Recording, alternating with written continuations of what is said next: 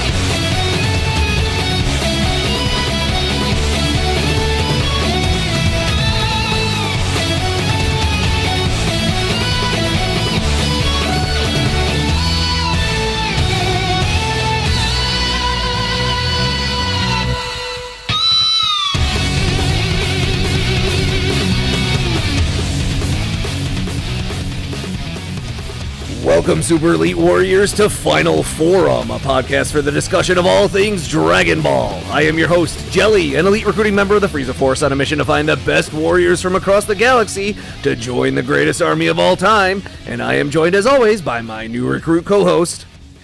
This is the Bekinney, and join us as we uncover the cultural inspirations and hidden history behind Akira Toriyama's seminal franchise.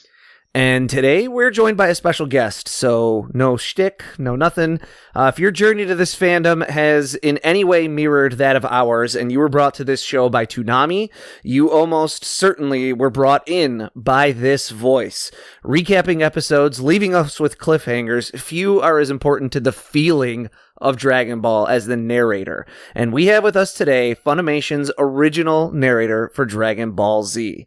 Also voicing Captain Ginyu, Porunga, and with a career spanning decades in music, radio, acting, and all forms of entertainment, we're joined by none other than Dale D. Kelly. Dale, thanks for being here. Yes, thank you very much. Well, thanks for having me, you guys. It's a pleasure. With that intro, I might as well just go. That is please stay. We have to ask questions. I mean, how can I top that? I mean, you know, what can I say? That was great. Thank you very kindly. Well, thank you. I met you at Anime Matsuri in Houston, and we chatted for quite a while. So I'm sure you'll have some great stories for us as we go through here. So that was a fun show. Yeah. So take us back a bit. I want to go back to the beginning if we can a little bit. We'll get to Dragon Ball and we'll talk about that, but I'd like to start a little closer to the beginning. I know you had a career in radio and commercial voiceovers and voice acting even before becoming a voice for Dragon Ball. So can you tell us what got you started down that path? I was a Porsche parts and service manager and line mechanic. I had just gotten divorced. I was hanging out with the morning guy from the local rock station. I met the program director. We got to be good friends. And they had an amateur show on the weekends.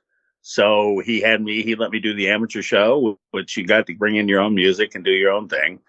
And then he looked at me one day and said, you know, you want to do weekends? And I said, yeah, sure. He says, you know, this is harder than it looks. And I looked at him and said, literally, dude, you get paid to be an idiot for 5 minutes an hour and play records. How hard is that? Well, turns out it was harder to do it well. And back when I started, it was record albums and reel-to-reel tape machines and cart decks. Mm-hmm. So, of course, my first night, midnight to 6, like everybody else starts, Saturday night, Sunday morning. All I had to do was record the news at 5 minutes to the hour or 20 minutes after the hour and play it at 5 minutes till. And I missed all 6 hours. Man, I was trying to find records, you know, because this is albums, and they're all on a wall. You got to find these things and get them out and put them on. And the records are always running out when you first start. By the time you get a handle on it, it can be a 2-minute song, and you still got time to go out and take, get a smoke and go to the bathroom before the record will run out. Of course, the first night I ever do my show, the sheriff shows up, and I thought I was going to be arrested and put in jail, because turns out he pulls up along the side of the radio station. We were having way too much fun. I was a little too high. We were smoking weed. What can I say? It was back in the day. And so this is my first night, right? Now, everybody at the station did. So luckily, the building was split level. So the sheriff was down below in the parking lot.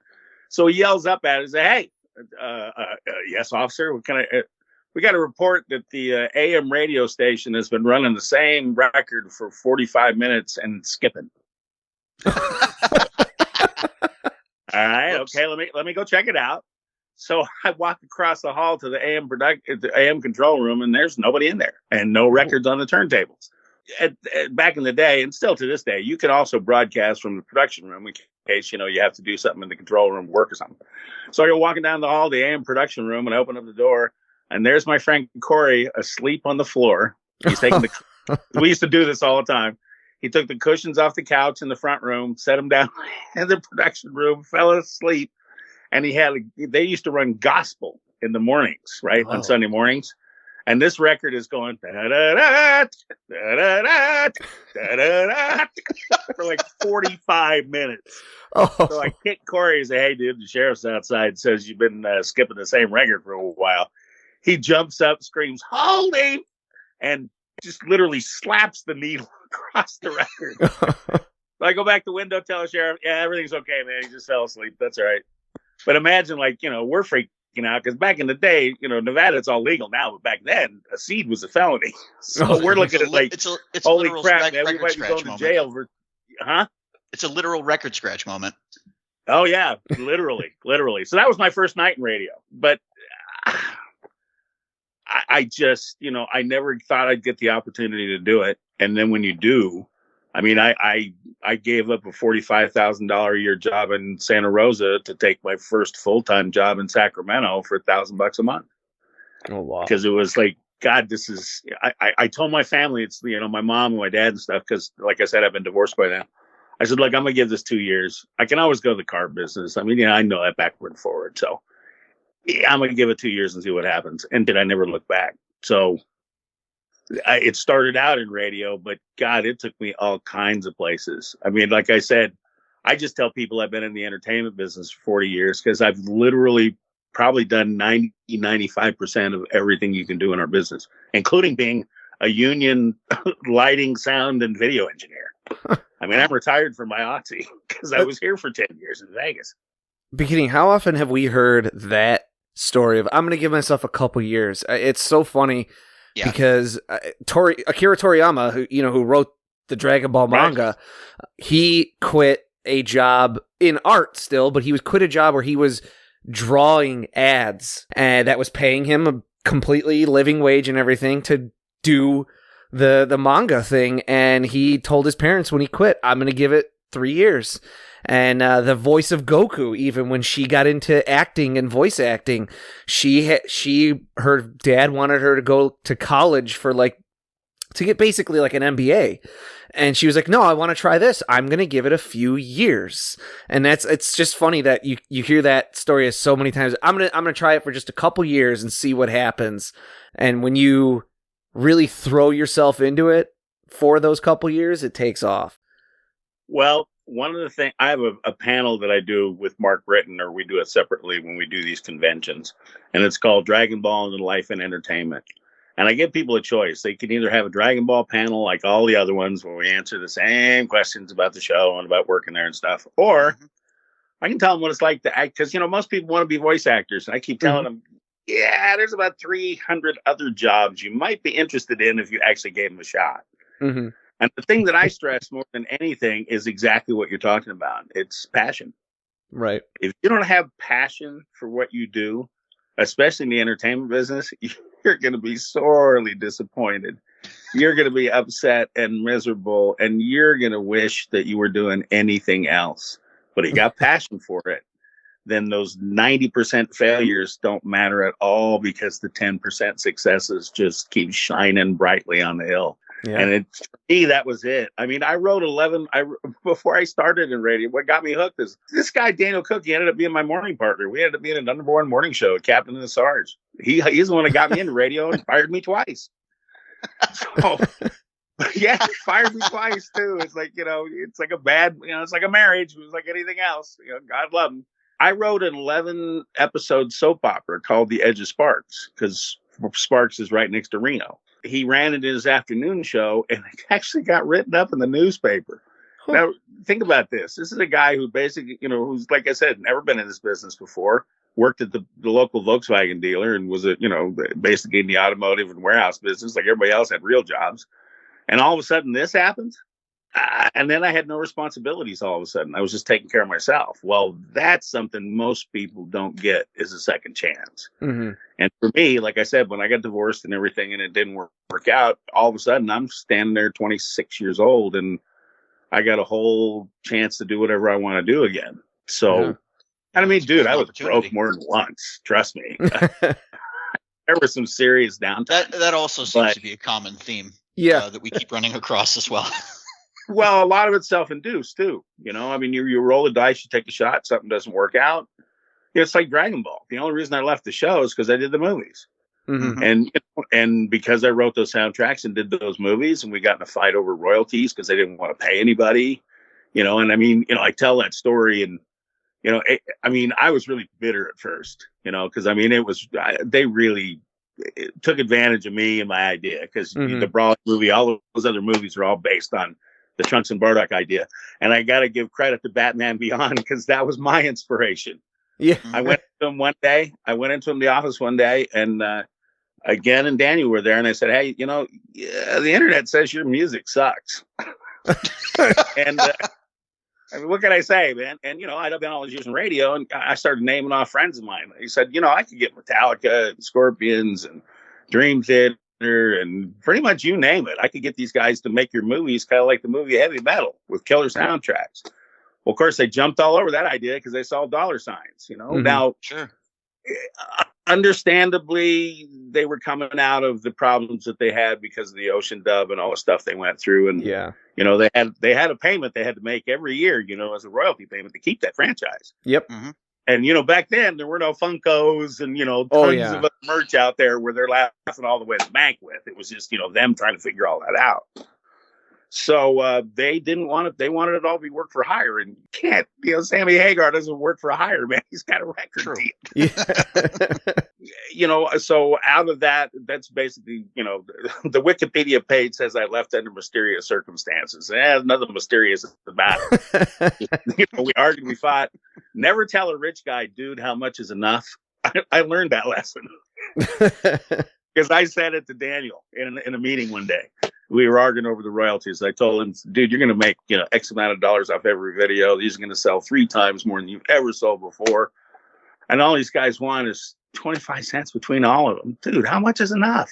Yeah, I guess it wasn't enough. Yeah. And that's Daniel Kokenauer, right?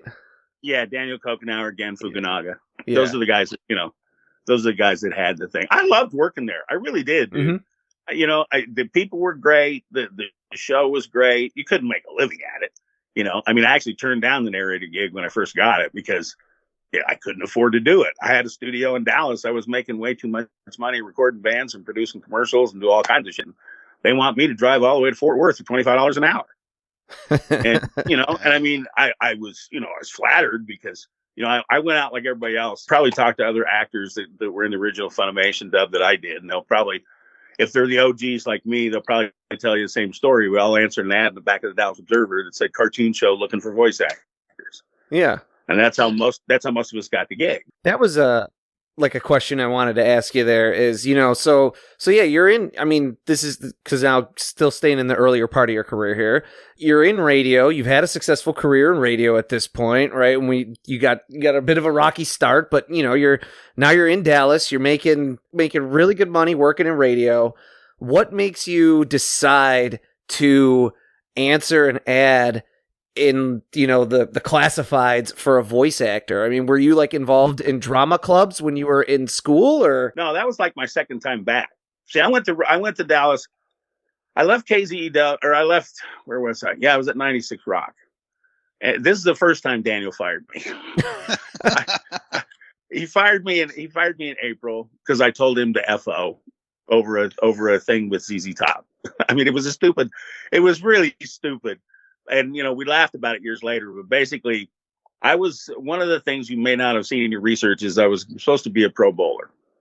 Oh. I was really good. My dad was a semi-professional. That's all he ever wanted me to be. And I hated to practice. I'd bowl for money every day, but to sit there for half an hour and throw a ball at a 10 pin, yeah, that ain't me. that's the story of my life. I love to do a lot of different stuff, but yeah, if I have to practice, I'll go do something else. It took me a long time to figure out my passion. I figured out my passion was figuring out how many different things I could learn how to do. Not be good at any one of them in particular, although I am pretty good at a lot of them. But just, I'm a shiny new object guy with a short attention span. I feel that. So anyway, getting back to this, because I can talk for days, and I'm trying to answer your question. So I got to Dallas in the 80s. I did KZW, I think 87 to 89. I left, went back to Reno, did 96 Rock again because they had screwed the thing up. Daniel was still there, but we went back on the air, put our morning show back together, and fixed it, made it number one. And then he fired me a second time. Because a good friend of ours named Andy Schoen, who I don't know if you know who he is, but Andy at that point had run MTV. He started with us all in Reno, and tiny little Reno at KOZZ, but a lot of us went on to big things. And one of the things Andy did was he programmed MTV and KROQ in LA during his. So my buddy Tony, I got in real tight with the Hard Rock and Isaac Tigert and the owner of that side of the Hard Rock when I was in Dallas the first time, because he lived there, and the Dallas Hard Rock was his headquarters, and all the original people that worked at the Hard Rock in London ran the one in Dallas. So we got to be great friends. Well, a couple of years later, the guy who was the entertainment director, Tony Pace, he called me up right at the time I left 96 Rock the second time, said, "Hey man, I got this nightclub down in Deep Ellum in Dallas, and I want to know if you want to come run it with me," because we had talked about doing it years before when I had been there at the zoo. So I did. We went down there and we had a nightclub called the R&R Revolution from like 92 to 95. It was the best dive in Deep Ellum. The air conditioning didn't work. The heat didn't work. And there were 1,000 people in there every Friday and Saturday. It was the bar everybody wanted to go hang out in. Everybody wanted to party in, and every place I ever wanted to work with in radio. But you know what? Everything gets old. And one morning I woke up, looked at my partner and said, "You know what, man? I'm really tired of getting up and cleaning the house to have another party. I'm done." So I opened a recording studio. This was in 95. So I had the studio for 3 years, maybe. And my mom was visiting me from Sacramento. And she's the one that saw the ad on the back of the Dallas Observer. Oh. And she looked at me while she was sitting in the studio while I'm doing some mixing. And she goes, "Well, you do that for a living. Why don't you go ahead and apply for this?" And I said, "Yeah, right, whatever." So I go out, I apply, and as you know, if you listen to the Ocean Dub, I don't sound anything like that Captain Ginyu, but They liked what I did with it. So as I'm walking out the door, Barry Watson, who's one of the directors at the time, looks at me and says, "Hey man, did you ever used to do any of those drag racing commercials for you in radio?" I said, "Oh, you mean those Sunday? You mean those?" "Yeah, I've done tons of them." So they handed me a paragraph with a script and put me back in the booth and had me read it in that voice. And I came out as a narrator. And like I said, I turned it down because it was $25 an hour, man. I just couldn't afford it. Well, nobody knew what was going to happen with this thing. Mm-hmm. This is one of the first animes to ever hit America. And to this day, I thank them for calling me back 2 weeks later. Because they auditioned Mark Britton and some other people. I think Sean Shell auditioned for the Narrator, right? Yeah. Yeah, but nobody could do it the way I did. Reason is, you know what nobody ever figured out? That the audience knew and that you guys talked about.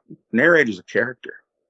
Oh, yeah, absolutely. In those shows, he has to be a character. It's my voice, but he's got to be a character. It can't just be a straight narrator thing or it doesn't work.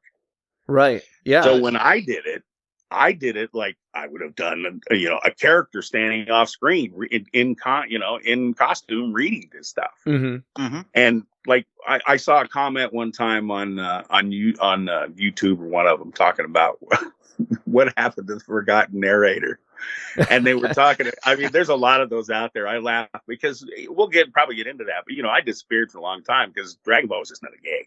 I had the whole rest of my career doing other stuff. But anyway, this thing talked about the fact that I made it into a character and that I drug out the Dragon Ball and Z as 3 different words. And Kyle, none of those guys out. Everybody else didn't do that. They did Dragon Ball Z. And to me, that was the whole defining thing about it. Was the third episode I did, I looked at Chris and Sean, or Chris and Barry. I said, "Okay, look, I'm only doing this time, next time, and on the next, because those are going to be definitive." And next time's going to be the one. That's going to be definitive. So that's how I'm doing all the episodes, just those 3 phrases. So you write them, because they wrote them all different ways before. By the third episode, I knew that, I got to say it that way. And when I said Dragon Ball Z, that's when their eyes light up. And, I looked at it, I said, well, that's the way it should be. It's 3 different words. That's the way, that's the way it's supposed to be in the manga. Yep. Yeah. Lucky for me, everybody loved it that way.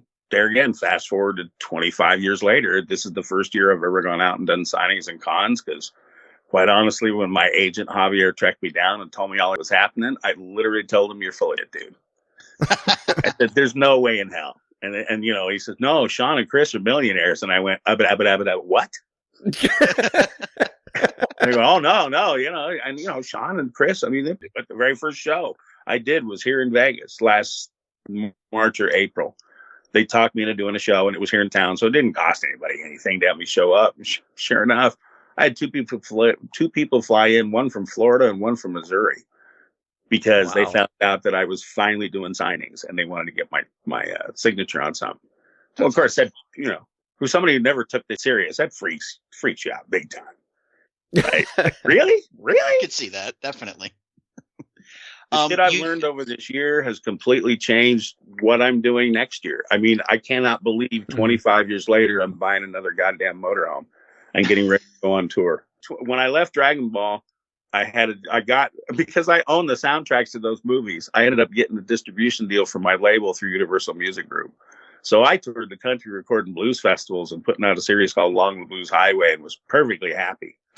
But I had a motorhome built out as a recording studio, and then I sold that because I needed something bigger. And then I bought a 24 or 17-foot U-Haul, turned that into a recording studio, and toured the country doing. I got like 160 some records sitting upstairs and in a couple of closets that never saw the light of day because I just never got them released. So you mentioned like you had a lot of input for like the narrator. What about like Captain Ginyu? Were you given any like character notes, or was it also like you were just kind of allowed to go with it?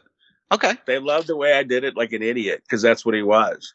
Captain Ginyu is not a bad guy. He's a goofy soldier. Sure. Yeah. He really is.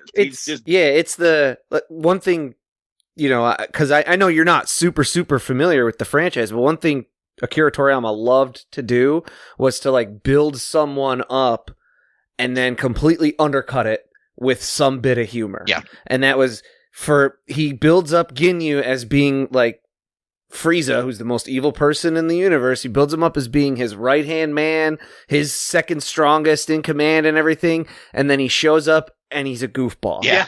Like it's just immediately undercuts it with the humor. Like that's a Toriyama thing, big time. He was fun to play that way too. He really was, because it gave me a lot of flexibility with the voice, and because at the end of the day, the way we did it is you watched the original and you heard the original voice for emotion.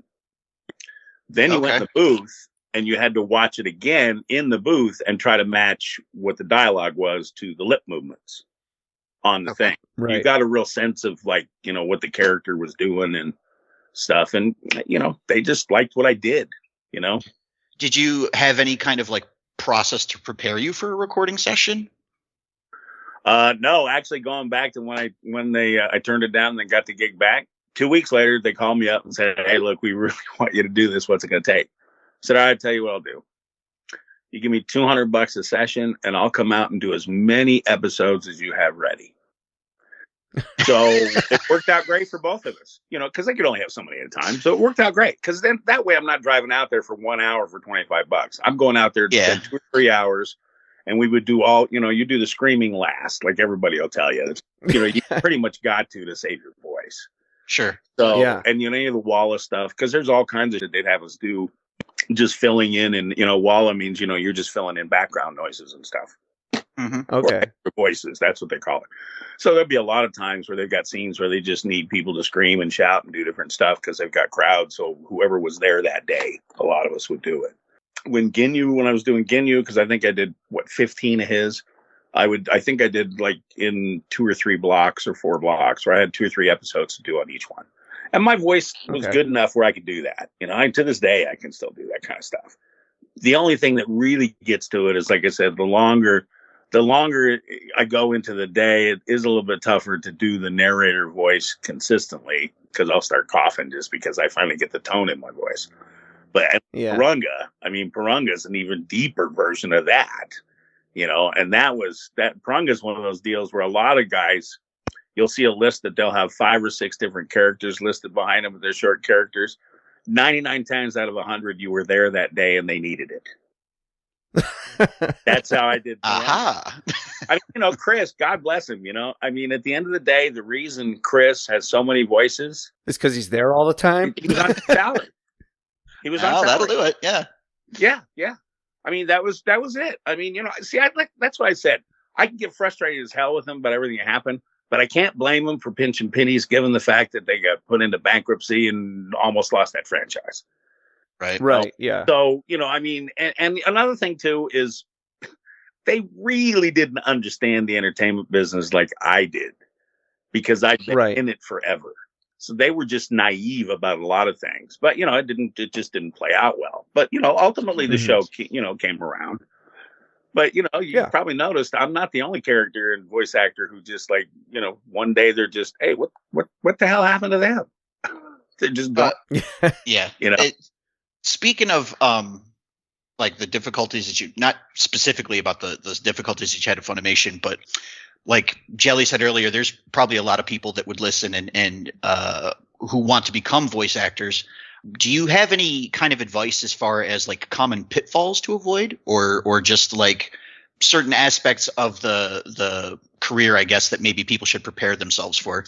They better expect a lot of disappointment, and just like with film acting, there's 10,000 people for one gig. That being said, there are new ways to get in the industry that weren't available back in my day. One of the best examples is Jeremy Orlansky. I met Jeremy in Bakersfield at a con there, and he was a huge fan, came out and we talked, and lo and behold, Jeremy told me a story about how he was a high school baseball pitcher at a 92-mile-an-hour fastball and broke his arm. So he had to figure out something else to do besides baseball. Well, growing up, I guess his dad had done a lot of Looney Tunes voices and Warner Brothers voices around the house just to entertain people. Okay. So he starts doing voices and gets on TikTok and starts doing stuff. If you're a fan of his, then I'm preaching the choir, but he got over 1 million fans. Wow. On TikTok. Ultimately, Nickelodeon called him and hired him to be the voice of Elmo. Oh, so good for him. There are so many ways to do this. What I tell people, quite honestly, is, before you try to be a voice actor, why don't you go actually decide whether you want to do this for a living? One of the things I tell people is you got to understand something. In our particular world, intern is not a bad word, because intern is not free labor. Intern is a way in the door. And I can tell you how many people I worked with at radio stations that started out as interns, because at the end of the day, in our business, it's more about whether you fit in, whether you're creative, whether you're part of the team, than it is about whether you got talent. Because you know what? You're expected to have talent. In this business, you should. Now, I'm not talking about whether it's developed or great or whatever.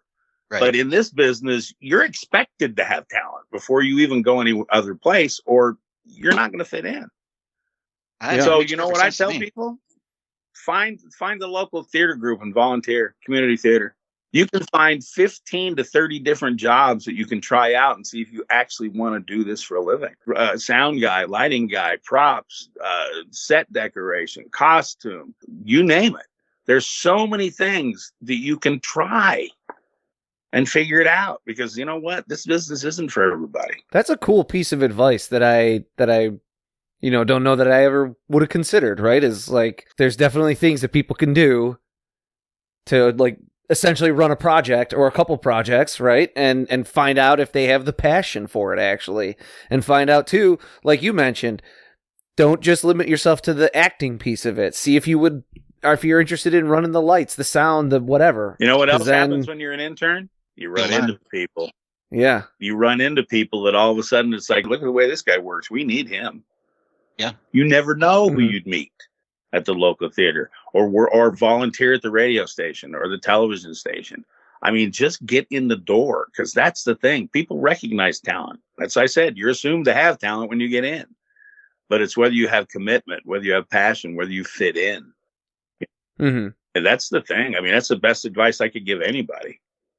And if anybody that's listening is nervous about introducing themselves to those communities, my wife and I have been involved in local theater productions ourselves, and they are desperate for volunteers. So don't worry, they will find something for you to do.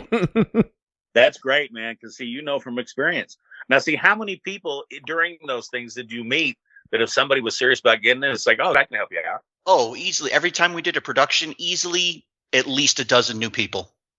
At least. And there's some veterans around there that go, oh, I got a production company. I got this. I got that. I'm looking for people. Wow, you're dedicated? Sure. Yeah, come on. Yeah. I mean, that's absolutely. how you meet. Yeah. Yeah.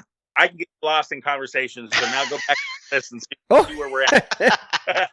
No problem. Hey, we're doing good. We got some good stuff here. So what biographies we could find on you online mentioned that you're a singer and music producer as well. Have you ever used any of those skills with your voice acting, maybe like with editing your own takes or doing any post-production work on them, or kind of like knowing you didn't have your best take and like trying another one to try and hit that I guess emotion or something that you're looking for? You mean like voice acting? Because singer, I'm not. I wasn't. You know, I mean, I did actually. If you Google yourself, it mentions that you're a singer. It does. So okay, well, we can strike that then. Don't get me wrong. Singing is how I got out of high school. I was in honor choir. I didn't turn in my government notebook, and my government teacher was going to give me an incomplete. But unlucky for her, my choir teacher was the principal's wife. There you go. So I went to her and said, look, you have me doing all these gigs over the year and stuff, and I never bothered to get this done. I need some help. So sure enough, all of a sudden I show up at graduation. I got 2 B's and a D-, but I got the hell out of there. But yeah, man, I was a tenor when I was at, well, you know, once I was a late bloomer. Once I turned into, you know, bass and baritone. I mean, I can sing. I love to, but you know, I just never. I never actually did it. I mean, I learned how to play keyboards because my dad made me play accordion when I was a kid, and I hated it. You know, but he didn't want me to be a long-haired guitar player because my sister was my sister was the Beatles generation. So, you know, there was my dad was from the Depression era, so there's no way in hell his son was going to turn out like that. Otherwise, I probably would have been a great guitar player and would have been dead. Because when I don't have perfect pitch, but I have the next one down, whatever. I can't remember what it is. Relative pitch, I think is what it's called. Okay. Anyway, I'm a pretty good bass player. Nothing like my friend Tony or, you know, half the people I know. But I learned how to play keyboards and bass and stuff to show people what I wanted them to do in the studio instead of trying to tell them. You know, because when you're producing records and dealing with people, you got to no, dude, I want you to play it this way. Or I want you to do this. So, and you know, being an ex accordion player, I'm pretty good right-handed. So, and I can program with the best of them. So it's funny you mentioned that though, because I'm going to San Antonio for their con next year, and their theme is music, and they want me because I produced and wrote the music for the Bardock and Trunks movies, right? Mm-hmm. And I mean, that's another thing that kind of irked the old Dragon Ball people, and I got a big kick out of, because it seems like everybody on the web likes the Bardock movie the best out of all of them, right? Mm-hmm. And that's one of that and the Trunks movie. Well, the Trunks movie has a lot of Dream Theater and Bootsy Collins and all those guys in it. But because we got in the royalty fight, I couldn't afford to get a bunch of people for the Bardock one, and that was the one I did the second one. So I called my friend at Island Def Jam and said, "Look, dude, I got like 25 cents in royalties to give to everybody, and I need some bands." I said, "Can you hook me up?" And this is God's honest truth. He goes, "Dude, I got a stack of 20 CDs here that we haven't even released yet. Brand new bands. We're trying to figure out what to do with them. I'm going to send them to you. Just pick out 4 you want. I'll make sure the royalty's cool." So, of course, I picked out Saliva, Sum 41, American Hi-Fi, and Caviar. And I picked out all their hits from their first record. So, but that's all I could afford. Right. So me and Mark Aiken, my buddy who was a guitar teacher at Guitar Center in Dallas, he was one of their best guitar teachers. I called him up and said, "Dude, we got to write all this because I'm not going to let them, hose me on the second soundtrack." So in the back of my motorhome, sitting behind my buddy Butch's house, we spent 3 weeks and I basically scored and wrote the music to both those soundtracks. And the Bardock one, that was the reason everybody likes the Bardock one so much. It's the only one out of all of them that's actually written and scored like a feature film. We watched the movie. Every one of those clips is written to, or the music is written to the clip it goes to. It's not overlaying somebody else's music. It's written that. Uh-huh. And that's why it sounds that way. That answers our next two questions. Because I had questions, I saw that you've been listed as a composer for these, and I was wondering if that was, I knew you did a lot of like the deal brokering for the music. I didn't know if you were actually composing stuff too. So that answers that. And then that also answers the question about what your process with writing those compositions is, because you approached it like a movie. I told you, man, Batman Beyond was my inspiration, because if you think about it, if you guys are fans of that show, that's the first cartoon show of its day that was guitar-based soundtrack. It was a rock. Yeah. Thinking back on it now, because I have watched that show, and I think you're right. I think that's the first time that that's why I went to it, because I heard that and went, I could do this. Because I'd never done it before, but it was on my bucket list, and I knew like I said, I knew everybody. I toured with the Scorpions. I mean, I got stories for days about, hanging out with bands and getting in trouble. And, those movies were up until One Piece came out, or when they started theatrical releases, I guess they were bigger, but up to that point, they were the highest selling videos they ever had. Because those things, they used to sell only 120, 130, 140,000 of the compilation videos. Mm-hmm. Those things shipped over 500,000 a piece. Nice. That's impressive. That's really good. Yeah. So I was really proud of that. But yeah, that's why the Bardock why I'm so proud of that thing. And unfortunately, like I said, they're actually sitting in my garage on that Mac 8500. I've still got the computer I did that 25 years ago on. I got that whole system sitting out in the garage. I laugh sometimes. It's like, we ought to just fire that thing up and see if it'll work, see if I can pull that soundtrack off, because it's the actual score. It's from the original movie. Oh, that's cool. That'd be pretty cool. Yeah, I got and so is that hard drives and stuff? But yeah, that originally it was done on an 8500 with a PV with 3 keyboards. Mark had his guitar, and I used the PV as the drum machine and composer, DPM3, and then a mini JVC mini BVU tape deck. And I had the video on the tape, and we're literally watching the video on the screen and writing the score on Pro Tools. That's cool. A lot of what you just said, for me as someone who doesn't follow any of this, is like you just threw a lot of letters at me. Oh, dude, it's so much fun. And literally watching the video and trying to figure out the mood that you want for everything. And there's a couple of clips in that Bardock thing that people quote me. And I just kick back sometimes and just laugh and go, God, so they actually really got it. They saw what I was trying to do. That is so cool.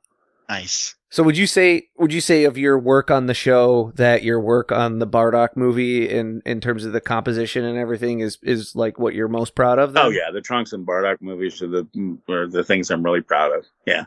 Anything in particular on the vocal performances, like any particular part of doing that? Well, I narrated them, but I did, I just narrated the Trunks and Bardock. Oh, I meant just in general, in your work on Dragon Ball that you're particularly proud of. You know what? I guess it's not necessarily that; it's the aftermath. When I as you guys probably saw, I know how to make people's day now, and it's just, you got to understand, it's as much fun for me as it is for them, but. When I do the voice, and next time on Dragon Ball Z, and I see adults turn into 8-year-old kids for 30 seconds, it damn near brings me to tears, because you never know the kind of impact you're going to make on somebody by the job you do. And I mean, look, I freaked out. I being radio, you never hear yourself unless you're, being tortured with an air check, trying to fix stuff in your shows. Or again, Daniel used to torture me. We had a great show, but Jesus, I hated doing air checks every morning. That's what you record your show, and then you go back in the office after your show and you listen to it again to see what you did. Oh. That's what's called an air check. And trust me, it's friggin' torture. Of course, I said, I edit our show, so. Well, this is how you catch your crutches. I said, 42 times in one show, and I never did that again. Yep. I mean, it is what it is, But the first time I heard myself do this time on Dragon Ball Z on the Cartoon Network through the TV. I freaked out just like the rest of you guys. It's like, I looked at my friends and I go, that's me, dude. You never think you're going to do it. It's got to be surreal. It honestly. Is. It was. It still is. So yeah, so you were doing composition work, and you're doing Ginyu, you're doing the narration thing. Was it really just as simple as you kind of coming forward and saying, hey, people are saying that the music on these is bad? Was it like a company meeting or a team meeting? I mean, I'm curious about how the scope of your role kind of crept, right? Like you had scope creep basically in your role. You get hired to be a voice actor who comes in for $200 a session, and then by the end you are brokering music deals to write the soundtracks for these. That's me. That's a leap, right? I mean, was this just you kind of trying to be a team player, or was it like, did you have company meetings that you just kind of started offering suggestions, or? No. It literally happened just the way I told you. I walked into Daniel's office and Gen was standing there, and hey, you guys got a minute? And they knew who I was. See, this is the thing. Everybody knew I'd been in the record business. Everybody knew I'd run KW. Okay. Mm-hmm. I mean, the Zoo was the #1 station in Dallas for many, many years. So everybody knew that I had a career and everything. So that gravitas was already there. That's the funny thing about it, is because all the problems that seem to still exist in a certain way really have nothing to do with anybody. Because the only people that were ever involved in the entire thing were me, Daniel, Yen, Stephanie, their lawyer, and Joe Zinzak, my lawyer. And if you ever look up Joe Zinzak on the web, he was in the book The Hitman. He signed The Who, he signed Kiss, he signed a lot of people. Mm-hmm. And he was managing Cyndi Lauper at the time. I lucked out because a friend of mine had him as a lawyer doing some deals on the rap side of the world.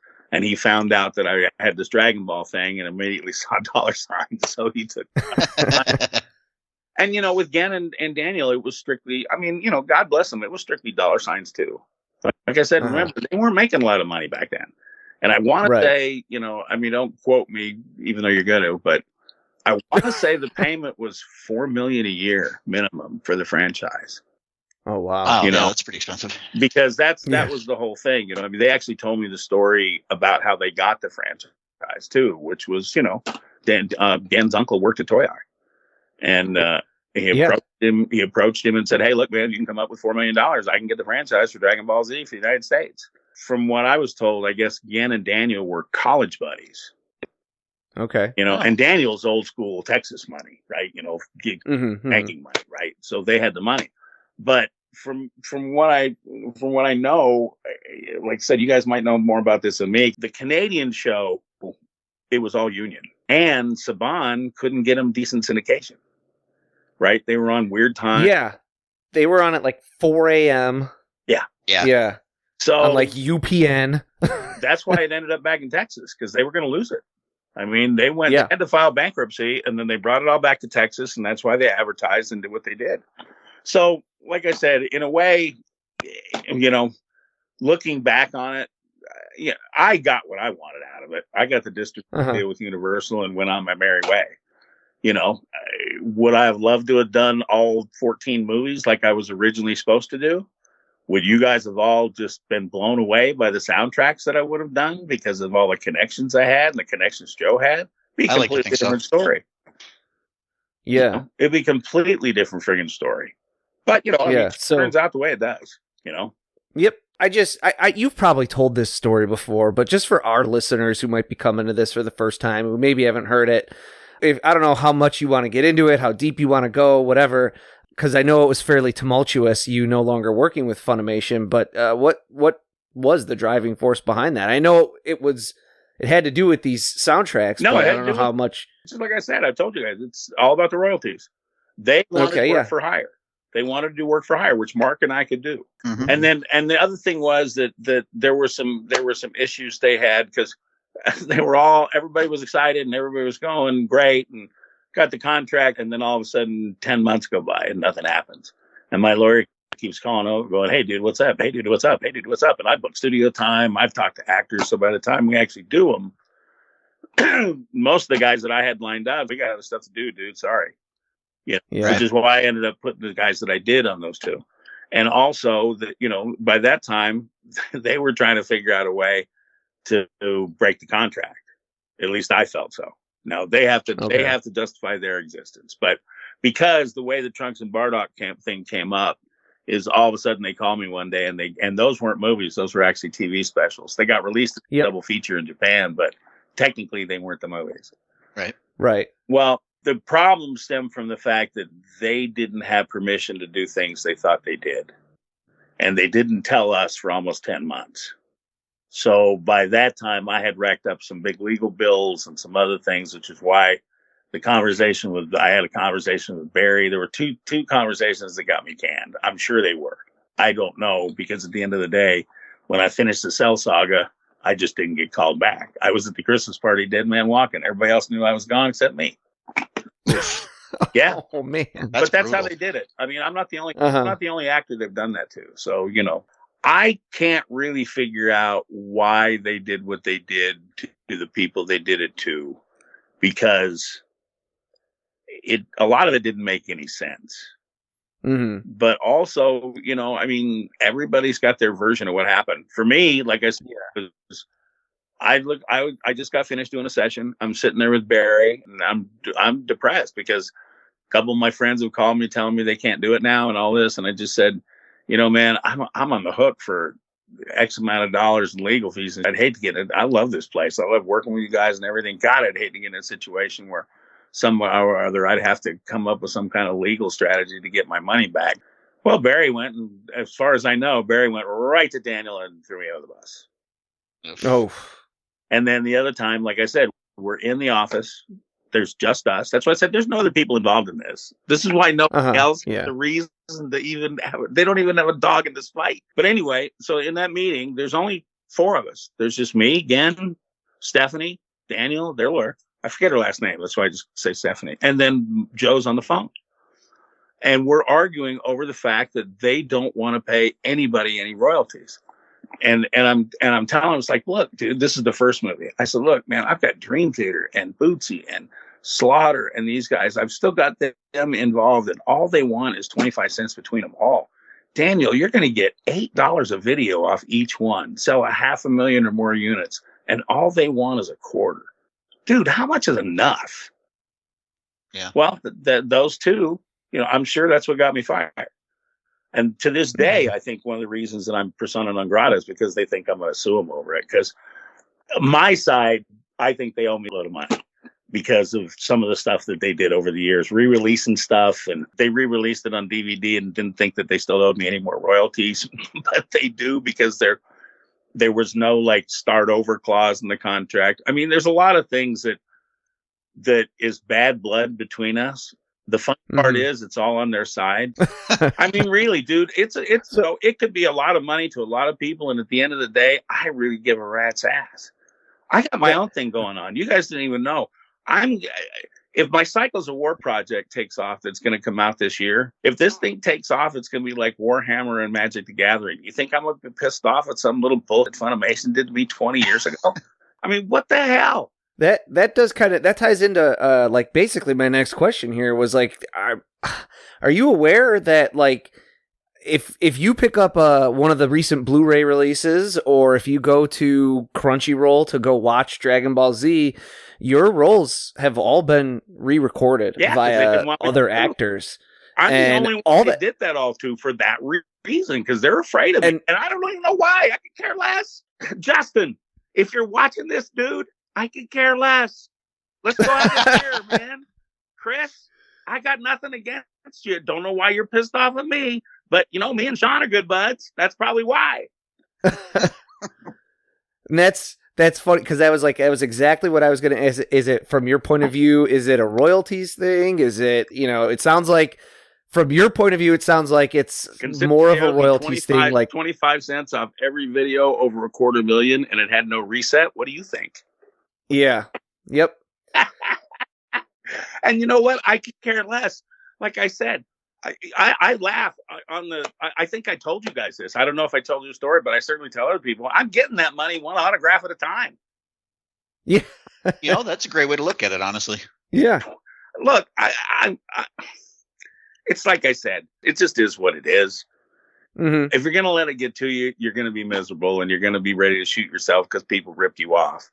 Man, I had a great career. I'm still having, you guys drugged me out of retirement to do this. I was sitting around doing nothing, just having a good time, watching TV. Happy. Well, hopefully you're still having a good time. Well, yeah, I am. But, like I said, I was happy just sitting around doing nothing too.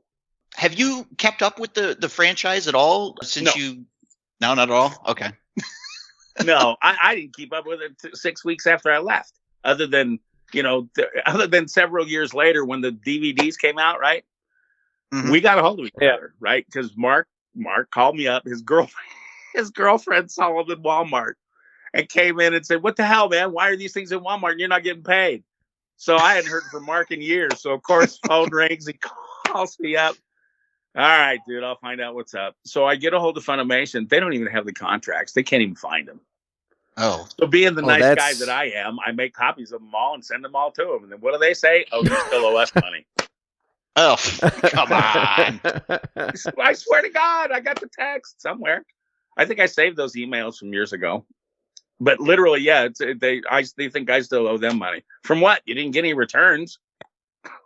I don't understand, but and I mean, I think, like I said, at the end of the day, they're just afraid of me from unfinished business and the fact they know they were wrong. Because, dude, they went around Joe to the label. They went to New York Comic-Con, took him to lunch and picked his brain about how to do all the stuff we were doing, and then tried to go around him directly to the label. Oh, that's shady. Well, it wasn't so bad because since I knew the president of the label and so did Joe, they just went, yeah, no, we deal with Dale and Joe. Good. I said they didn't know the music business and just how it's not necessarily what you know. It's definitely who you know. Yeah. Kind of just as a fun little bit here, what might Captain Ginyu think about your time on the show or maybe like your career overall? God, you know what Ginyu he wouldn't think about me at all. You know what? He'd be pissed off as hell that they didn't let him just stay King of the Frogs. I mean, what the hell? He's the only bad guy who never died. He was perfectly happy being a frog. And instead you got to go, well, we got any unfinished business around here? Well, yeah, there's that Ginyu guy. We turned him into a frog. Yeah, let's bring him back and kill him off. Yeah. I mean, what the hell? No respect. I'm sure he'd have no respect for that kind of decision about him. Awesome. So I know that you didn't, and you've already kind of mentioned it a little bit, but you didn't just stop working with Funimation and then do nothing until getting onto the anime convention circuit. So what did you do after your time with Funimation had ended? How much time you got? How much time you got? Yeah, how much do you need? Oh, Jesus. Post Funimation, that's 24 years. I left Funimation, did the Blues Highway thing. Ended up, Universal wanted me to move into television and into video as opposed to just doing audio recordings. So I started acquiring camera gear. I used to come to Vegas, which is where I live now, in the wintertime because I needed a place to mix records, and I mastered in LA, and it was cheap to set up here and hook up at one of the RV parks because a lot of snowbirds come to Vegas. So I did that for several years. And one year while I was here, a friend of mine hooked me up to two different things. He introduced me to a film producer out of LA who was interested in one of my movie scripts. And he introduced me to a guy who was a video engineer who needed a cameraman to go shoot some of his stuff. So I started exploring those options. And at the time I had bought 5 acres of land outside of Nashville, and I was going to move to Nashville and kind of do similar to what I had in Dallas with the R&R Revolution. I was going to partner with a nightclub, build in a recording studio, and start recording live music down there. But while I was getting ready to do that, the movie producer calls me up and says, "Hey man, I think I can get this movie made that you wrote." Well, anybody that says that to somebody who's like me, who has no opportunity or no obligations or anything, I decided, what the hell, let's stay in Vegas for a while and see what happens. So I'm rewriting it over and over the next couple of years. And while I'm here, my buddy Tony Smith, who's a bass player here in town. He hooks me up with a gig at Stations Casinos as a sound engineer, because I was just sitting around doing nothing, just waiting for this other stuff. Well, I worked for Stations for about 4 months, and then I get a call from the Hilton saying that they want a sound engineer down there, and they've heard about me, and they were wondering if I had any of the Blues Highway records that I had done to bring down and show them as a audition. So I said, yeah, sure, whatever. So I took a couple of Blues Highway records down there, and next thing I know, I'm a union A1 audio engineer, video engineer, and lighting engineer. They're paying $37 an hour for me to run this room, and I ended up being the manager of the room too. So I thought, what the hell, I'll stay here for a while. I end up with, God, all these different opportunities while I'm working there. I end up I still have a video production company with 16 cameras and 4 switchers. I used to do concert videos and band videos, a lot of corporate work, because I have this system that embeds like 3 cameras into a PowerPoint presentation when you're shooting the corporate stuff, called Talking Points, that a friend of mine, Rush Beasley, invented. And among that, then I don't know if you guys know who Rich Little is. Remember the comedian from back in the day? I know Rich Little, yeah. Well, I got the chance to write and produce and create his Broadway show. He was trying to figure out, he had this tribute to Jimmy Stewart that he was trying to figure out how to do. And he was doing it in my room, but it just wasn't working.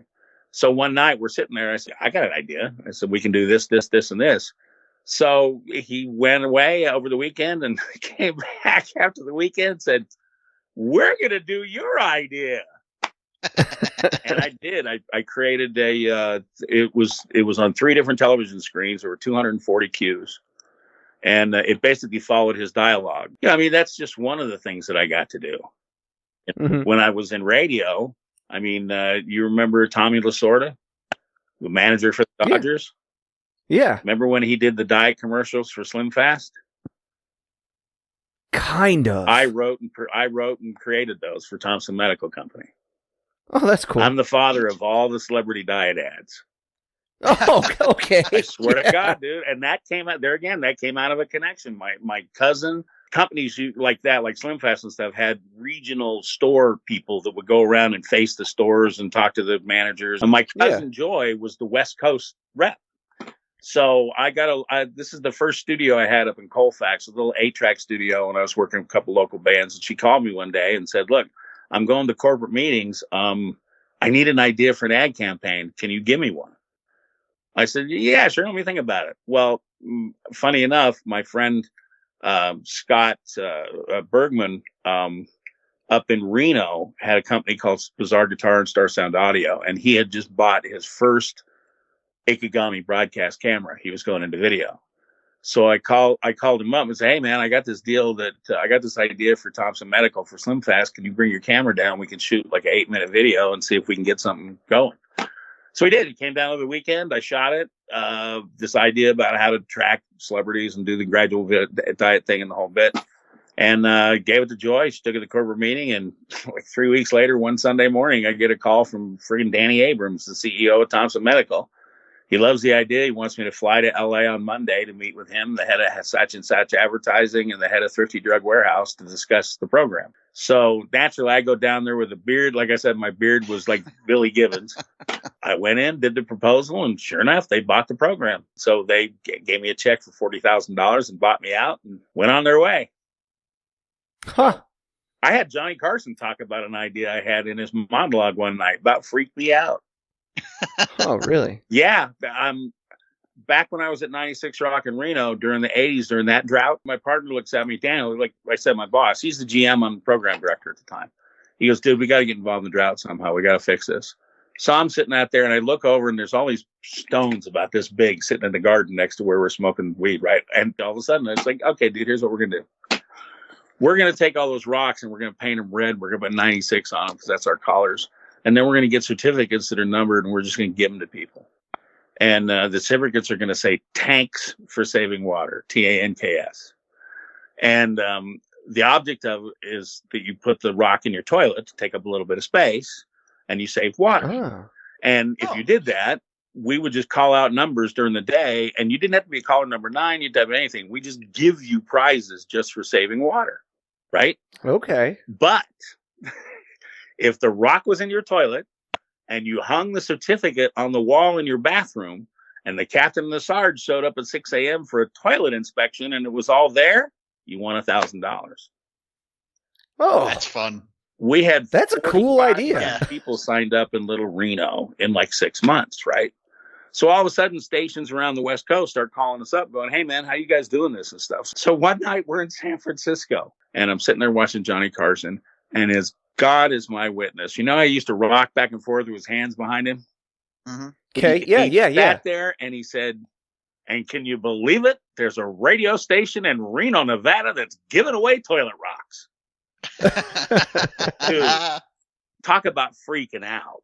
I'm screaming at the top of my lungs, "Daniel, Johnny Carson's talking about us!" So, those are the kind of things that happen that, I look back on it and just laugh my ass off. It's like, God. And Dragon Ball was a part of it. It was. But like I said, it was just such a small part of it. Yeah. I saw somewhere that you at one point did midnight movie hosting. Yeah, back in the day. I loved those types of things as a kid. Like your Elvira's. Joe Bob is like had a second career now because a bunch of people my age, like me, were huge fans of that as a kid. And so anything really cool or memorable from doing that not really, because I did a couple episodes. Max, my buddy Max, and Randy, one of my other morning partners, they got into it big time because they got hooked up with the local radios or local TV station in Reno. See, the problem with me is I moved around, man. I jumped from I had a chance to do it in Dallas. We auditioned for it. I went into Fox, and they wanted me and a girl to co-host the midnight movies. And I got to tell you, man, that was the day that I figured out maybe I don't want to be on TV. Okay, because at the time, I had ratings said I had about 500,000 listeners in Dallas at the time. And I remember one night at one of the restaurant rows, I forget which one it was, but over off 35 or something, we're at a restaurant, I'm talking to some friends, and this guy walks up and says he knows me just because he heard my voice.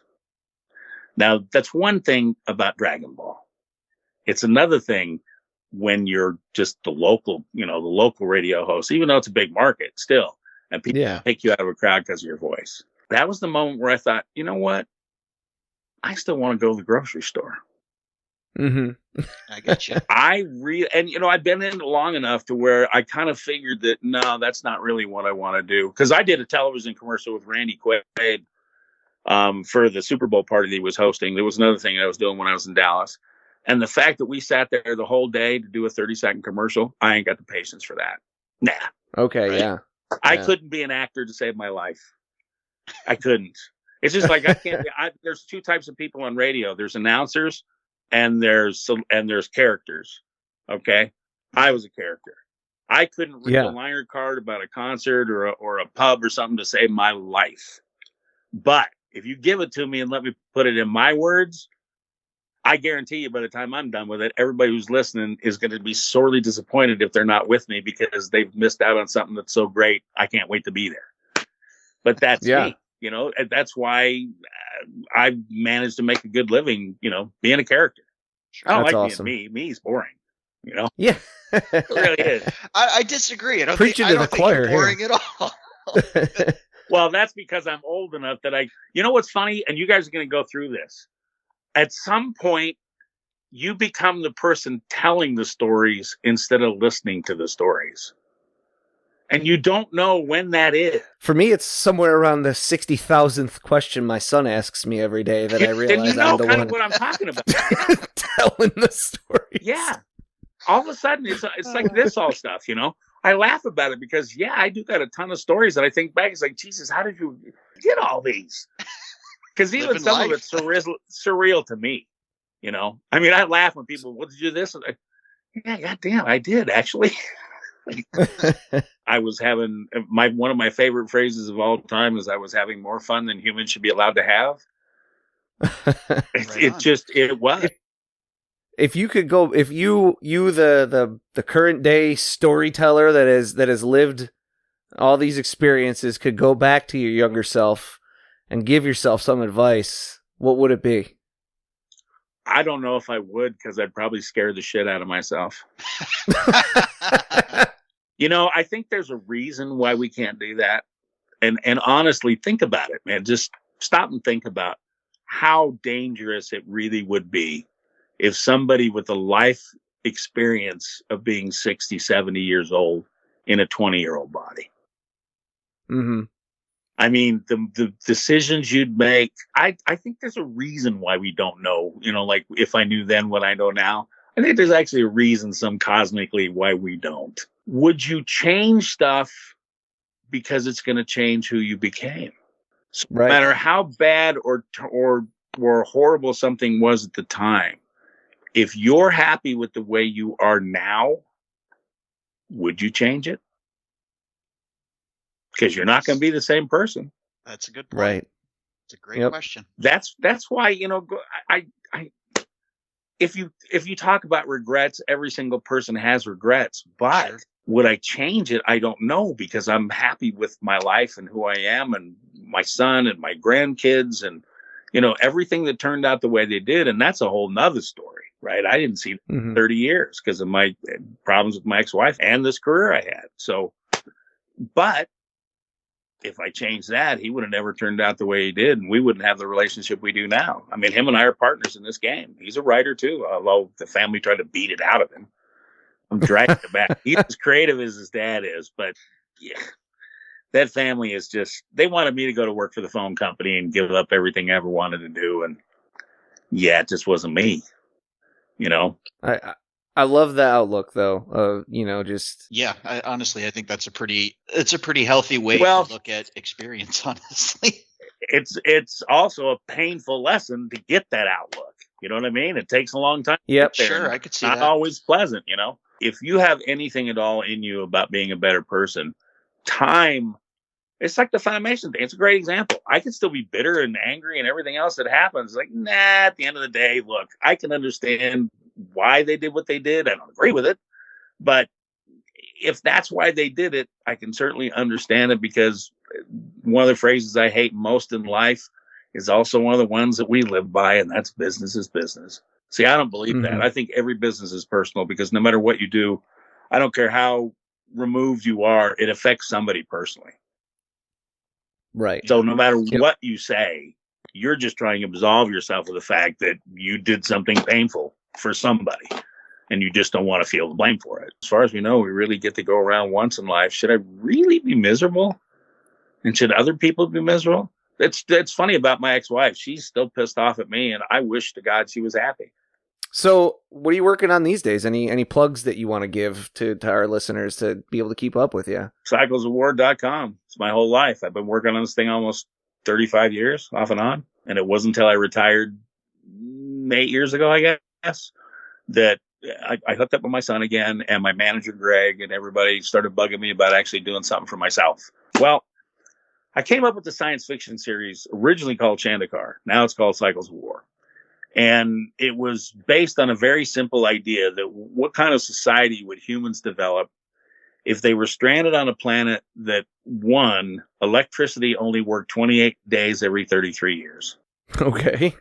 And two, after they've decided to settle there and create a civilization over a couple thousand years, they begin to be invaded by an external alien society called the Core every single cycle for the next 8,000 years. So that's once every 33 years for 8,000 years. 28 days every 33 years for 8,000. Yeah. Okay. Now, humans have gone from the Milky Way to this other galaxy, and we are actually the superior species in this whole thing. And we take the attitude that, well, there's a lot to it. The lore is all up there. I mean, and I've written, it only says there's 3 books. There's actually 10. I've finished the first one goes into production Monday. The game goes into production because there's a series of games too. It all actually started as a game.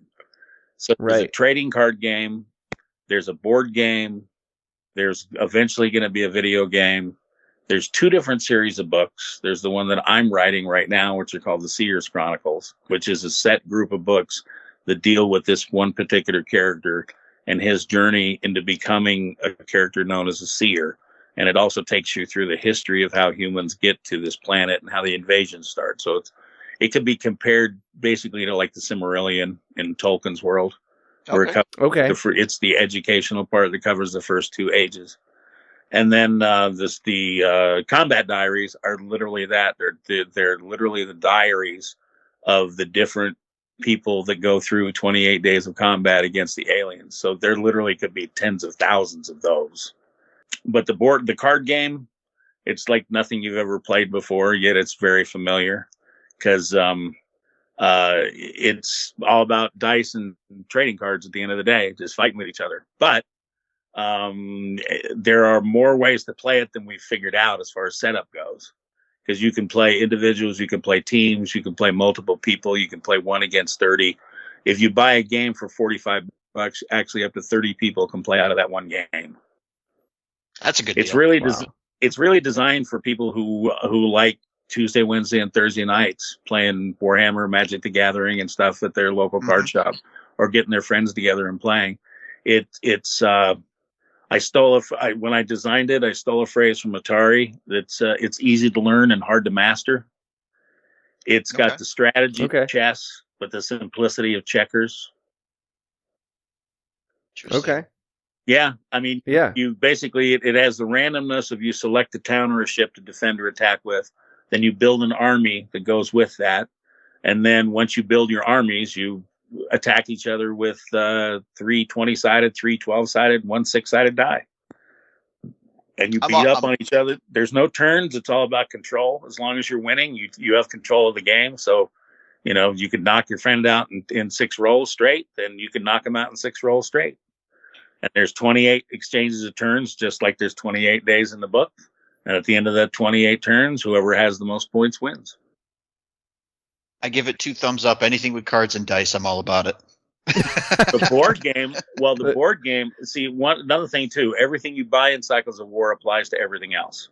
So the Siege game that you buy that has the cards and the dice is a companion to the board game. The board game is an upgrade because once you learn how to play, then you add there's 12 boards. There's 6 above ground and 6 below ground, and they all combine to form 2 giant boards, 4 foot by 6 foot.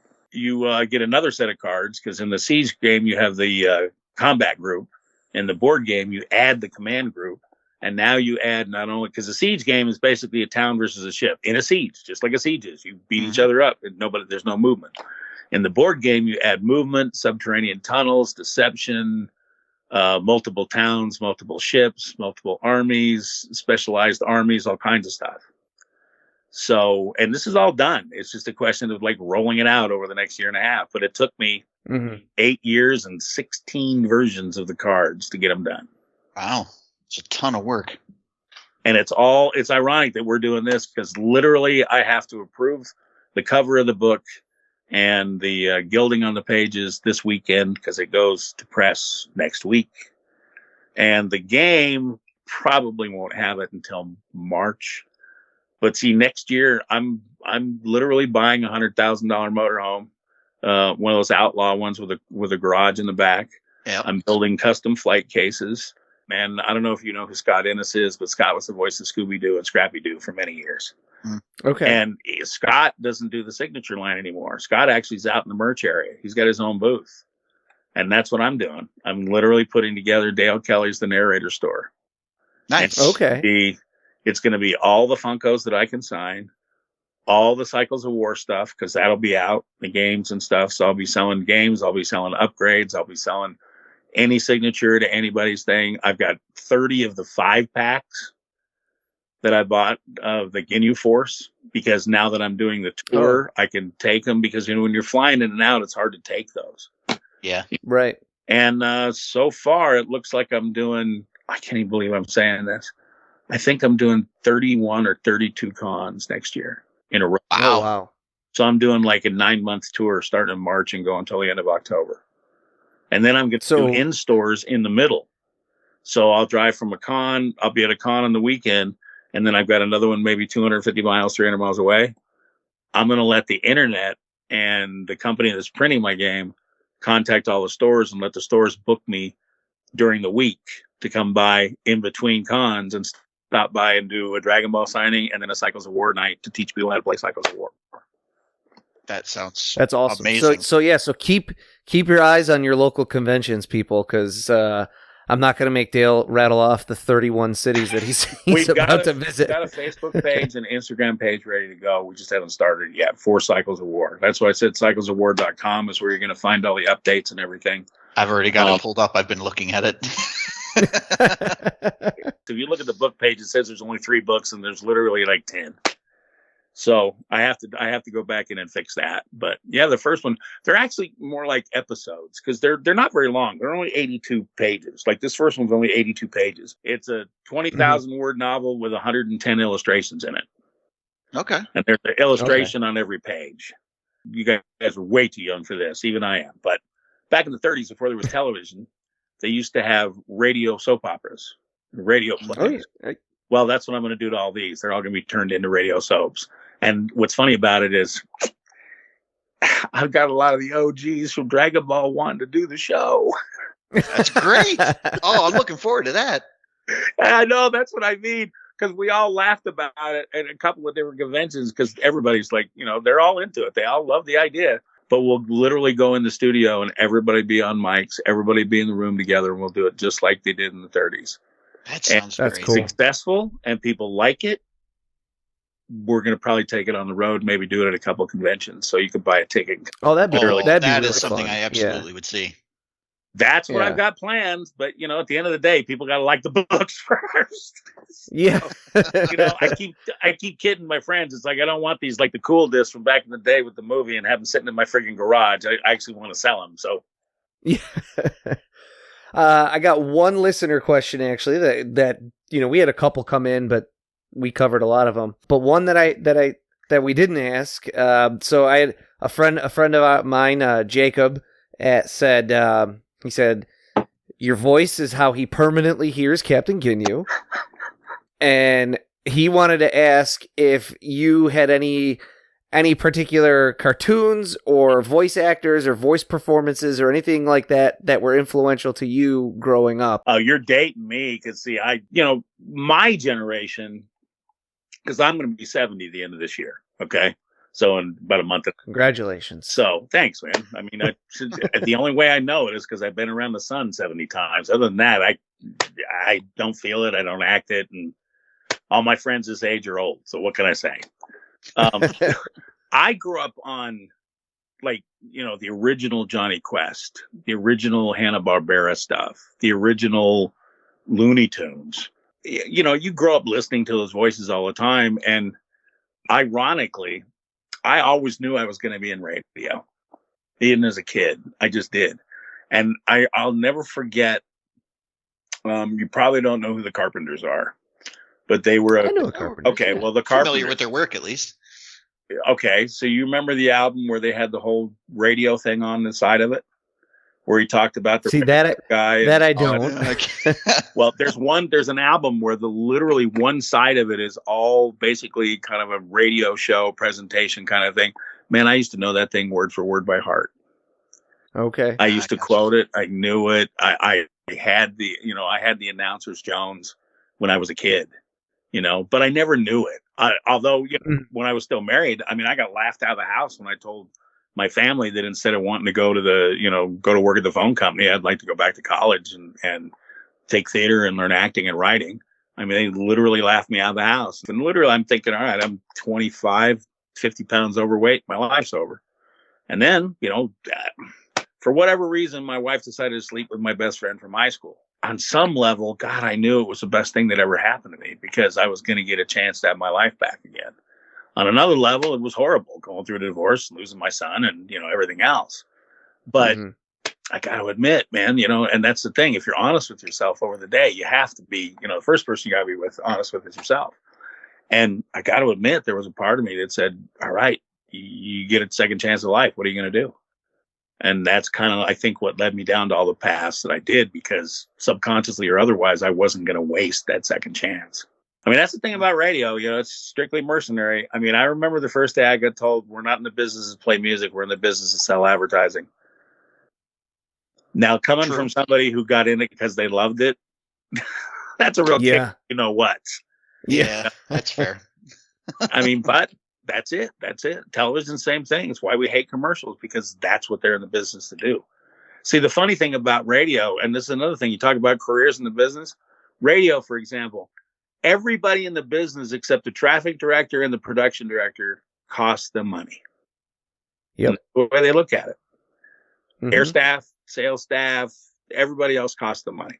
But the traffic director makes sure the commercials get scheduled, and the production director makes sure they get made. They make you money. Well, see, that's another lesson you got to learn. It's like, all right, you want to buy a house? Become a production director or traffic director, because you're going to outlast sales. You're going to outlast format changes. You're going to outlast management changes, because nobody messes with the money. We really appreciate you taking some time out of your day to talk to us, and thank you so much. I'm sure we could probably go for longer. I feel like I remember you being a Steelers fan when we met at Alien Missouri. Oh, my dad. Or your dad was a Steelers fan.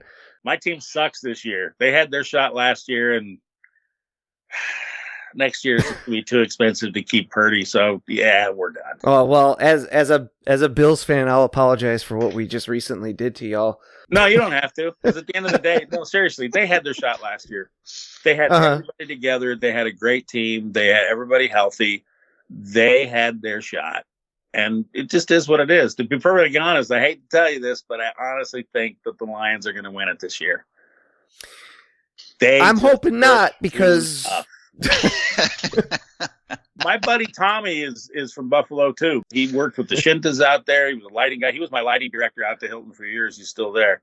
I love the Shintas. I've seen them twice in when they had their when they were in Vegas. Oh, dude, I know those guys way too well. Matter of fact, Frankie Shinta's kid owns my HOA association. That was hilarious. I go to this meeting and I look up on the screen and it says Frank Shinta. I went, oh my God, that can't be Frankie Shinta. And he chimes in, he goes, no, that's my dad. I said, well, don't ask your dad about me.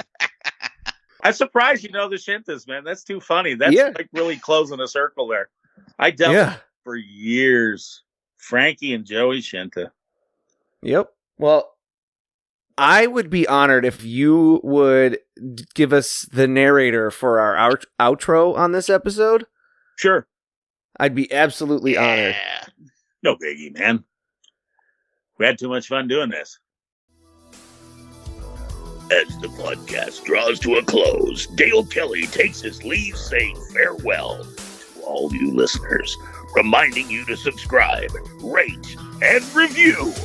But one question still remains. What does the future have in store for your hosts, Jelli and Bekinney? Find out next time on Final Forum.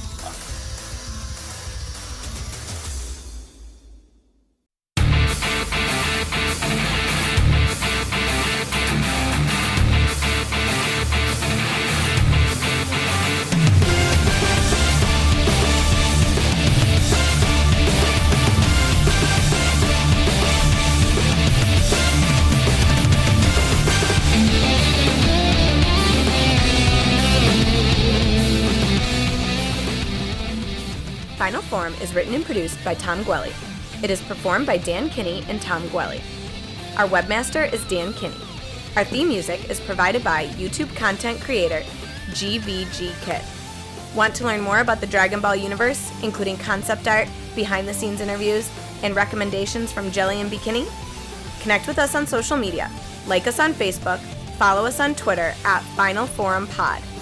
Make sure to subscribe, rate, and review wherever you receive your podcasts. And of course, make sure to share it with your friends and family and help us spread the word of the glory of Lord Frieza. The Frieza Force thanks you for your listenership.